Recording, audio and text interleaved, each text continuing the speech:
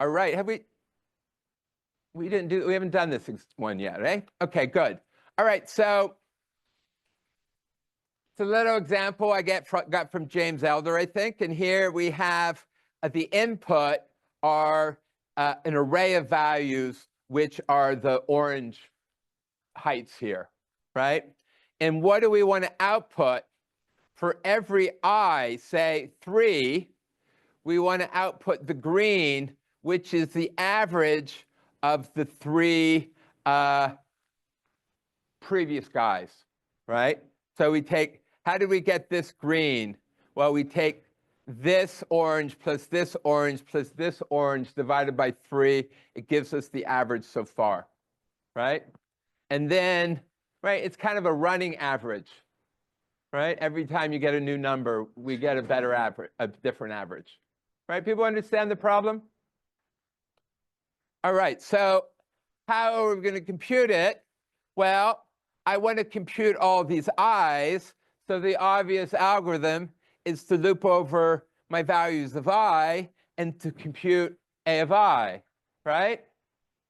And how do I compute a of I? And I need to know the sum of them, right? Previous ones, right? So here I'm looping over all previous ones, and right from 1 to I, and I'm adding up the numbers, right? Everybody get this algorithm, right? For each I compute the sum up to I divide that sum by I, and I store it in AI, and I do it for the next I, right? Everybody good with this code, right? All right, good. You want me to tell you what happened to me this morning? Is in logic class, they have a test on Wednesday. Isn't it amazing? They suddenly all ask me questions. So you might want to ask me questions earlier. All right. So how do I analyze this running time? Well, this line is working the hardest. It's in the inner loop. And how many times does it get executed? You know, this, which is order n squared, right? So this algorithm is order n squared, right? Everybody buy that? Anybody see how a way of speeding up this algorithm? Yeah. Oh, that was my morning class is logic, and it has a whole different schedule to you. Your schedule is set by Jackie. But when is your next, what's next for you guys? Do you have another practice? I think, anyway, let's figure out what your next thing is. It's not, I looked once, and I don't have to do anything for you until after reading week. All right, but when the new assignment comes out, I want to make sure that you're all ready for it. So, all right, everybody good with that?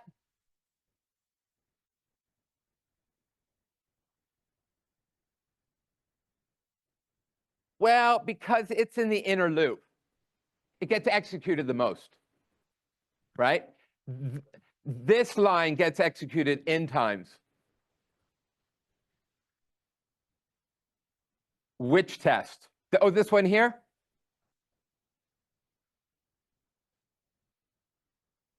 It's going to be the same. Yeah, I kind of meant this whole looping. Yeah, yeah. And if I want to count this line and this line, then it will be 2n squared, right? Instead of n squared. So it's just an extra constant. That's good. Yeah, the test in this loop also is in order n squared.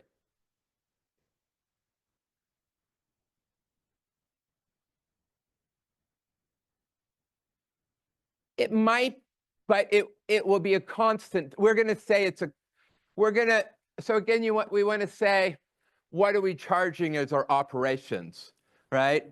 And I'm going to have that our input is in numbers, integers, and I'm going to say an operation, you can compare two integers. You can jump to some place. You can add two integers all in constant time.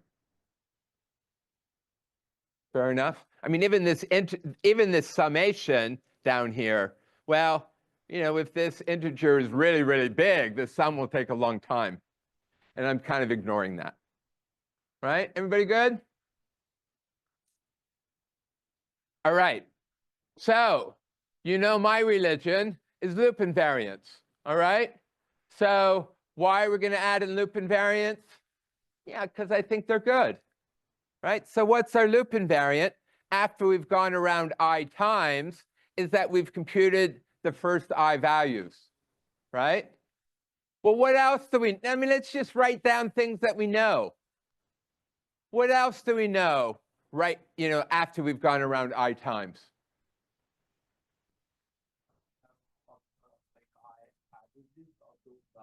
Yeah, those are the A's that we've computed.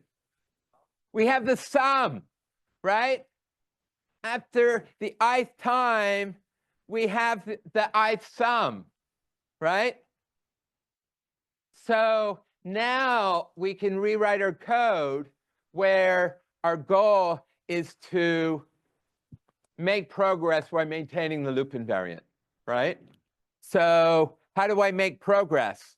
Well, I need to go up to my next I, and then I have to get my next S, right? So I just have to add on one new number to get my next S, right? And then I have to maintain my first loop invariant. So I have to do one division, right? And store it, right? And then how do I establish the loop, right? And then how do I get my post condition? Well, I exit when I'm good, right? Everybody follow that? So it's just, again, if you think about loop invariants and where you're going, it can help. So which lot, you know, all of those lines, and as he says, the line up at the top here, the loop, and right, are all working hard. So what's their running time? Well, they're all in, but we only have a constant number of them. So the number of lines that get executed is a constant times n, and we're done, right? We have order n time. Does that make sense? Everybody good with that? And we've kind of saw charts where if your n is bigger, linear time is better than n squared time, right? A lot bigger, right? Like, for example, you know, those machine learning people, they have billions of parameters. They're not doing anything n squared, right?